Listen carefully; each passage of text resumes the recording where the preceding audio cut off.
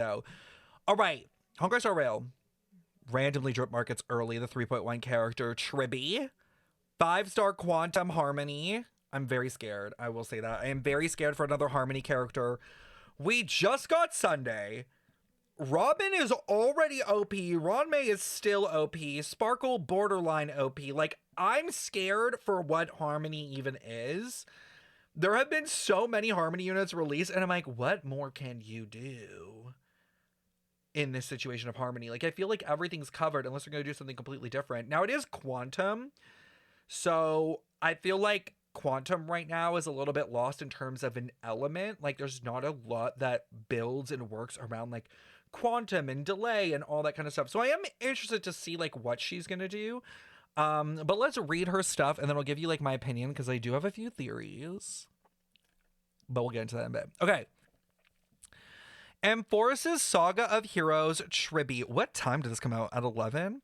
We are Tribbie, the messenger delivering prophecies. We are Triani, the gatekeeper traversing 100 worlds. We are Trinon, the priest listening to the prophecy. We are Tribbios, the holy maiden of Jonosopolis. Please join us in our journey to the end of the west wind where flowers bloom. Triplets of Fate Tribbios. The messenger departs from that holy land beloved by the Tripartite? Prophecy, splitting herself into 1,000 pieces and setting off on her journey. Oh, Tribbios, holy maiden. Jeez, these words.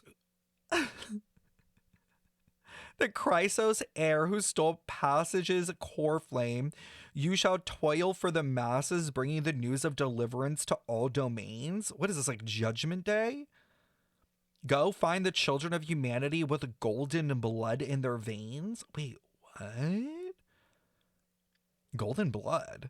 That reminds me of Destruction Aeon.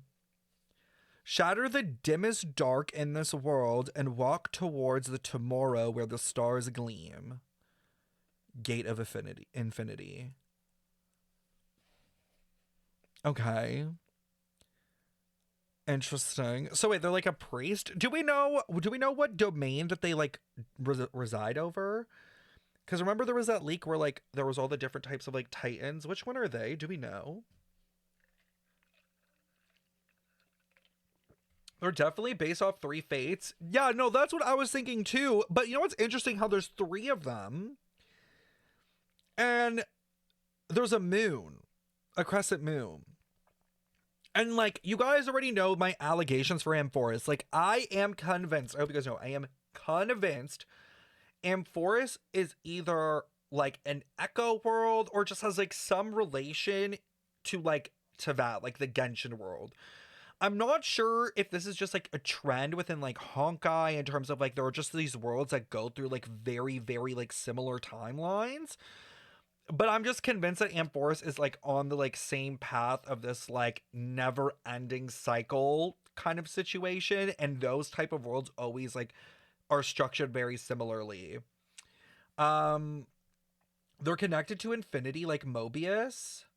She looks very Genshin-y. Okay, what was interesting is I'm like, okay, there's 3 of them. And we know there's 3 Moon Sisters, right? And then the only other thing that's interesting is there's also 3 main, like, witches, I guess you could say, or like creators. Do you guys remember that from 4.8? Where the world was created by like these 3, and one of them was Fate. And it was all about like the ink and like creationism of like the world. Like, I'm pretty sure that these different things are all the same thing. Like, the 3 moons, the 3 fated things, like, these 3 are all, like, representing the exact same thing, just in different versions. And I've been doing a lot of digging within Honkai Impact Third and their idea of Honkai. I've watched so much of video. Oh my god, because what else am I going to do while I'm doing guides? And it's interesting because in Honkai Impact Third, they talk a lot about how Honkai might take on different forms in different universes. So we have like the Stellaron, and in Genshin, it's like Forbidden Knowledge. Like those are all like versions of Honkai, allegedly. And I'm wondering if I guess that's like the same thing with like characters and archetypes too. So for instance, like Acheron, May, Raiden, like all those kind of things, and now this. Now my only thing is this. The one girl at the top, this girlie up here. Can I see this? Like, yeah, I can zoom in. There's just some very small little specifics that I'm like, huh. Why does she have the same like eye covering as Columbina? And like we all know that Columbina is related to doves, and these are birds. Like I don't know if these are exactly doves, but they do look dove-like or messenger birds. And they have wings. And I'm like, okay, that's interesting. Like keeping that in mind. Doves or pigeons? Not sure. I have not watched anything Hoyo Fair related. So I am wondering, like, yeah, like, is Columbina a messenger? Is she one of the three moon sisters? Like, you know, because we don't have much to go off of Columbina, so all we can kind of do and take from is what is similar. Like, especially with like when it comes to Hoyo, like where has Hoyo done this design before? Where has Hoyo like given us a look like this similarly? And how does that relate story-wise? And honestly, lately that has been like very accurate. Like if you can find similarities in how things look or lore related, they will usually line up and go through similar paths. So listen, I don't know.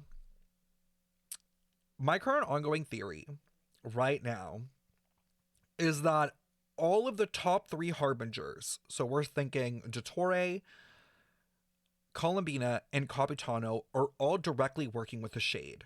Just like how we found out that Capitano has a sort of like deal with the Shade of Death. And I'm assuming that the other two also have a deal with the Shade. And then I thought Arlecchino might have one, but right now I don't think it's Arlecchino. I think it's Piero. Piero is the last one. So all of them have made like pacts with the Shades in order to, you know, go through with what they're trying to do kind of thing. Now, the only thing is I don't know which one Columbina is. Like, I don't think it's a Shade of the Void. I don't know, actually. I feel like maybe Shade of Life makes... No. See, I feel like Shade of Life actually makes the most sense for Dottore. Because Dottore is all about almost like recreating life. Like it's very similar if you think about it to like primordial water, artificial life, like all that kind of stuff. So I'm like, oh, I feel like life only makes sense for Dottore. And then that only leaves like time and void. And I don't know. I guess I can't imagine Columbina being the Shade of the Void. Or maybe it's more like I can't imagine Piero being the Shade of Time. So then that leads me to believe that Columbina is Shade of Time and not Void. Which means Istaroth could be a moon or a moon sister or related to a moon. Wait, wasn't that like theorized at one point? Like the Welkin moon might be Istaroth or something because of the statue in Inazuma? I'm pretty sure that was. Wasn't Columbina a Seelie? She can be the Shade of Time because Seelie equals time. I'm not sure if she is the Shade of Time herself. I think she's just working with the Shade of Time. Her eyes kind of look like Nihida. They do have a similar, like, 4-petal design. Time and winds are also related if she's bird-themed. True. And maybe that makes sense then. Like, if Columbina is time-related, why we didn't see her at any point until we get back to Mondstadt or something similar? I feel like her kit will proc 3 different buffs based on one of the Tribos that's on field. Oh, wow. That's crazy. From what I've heard, do you guys want to start leaking?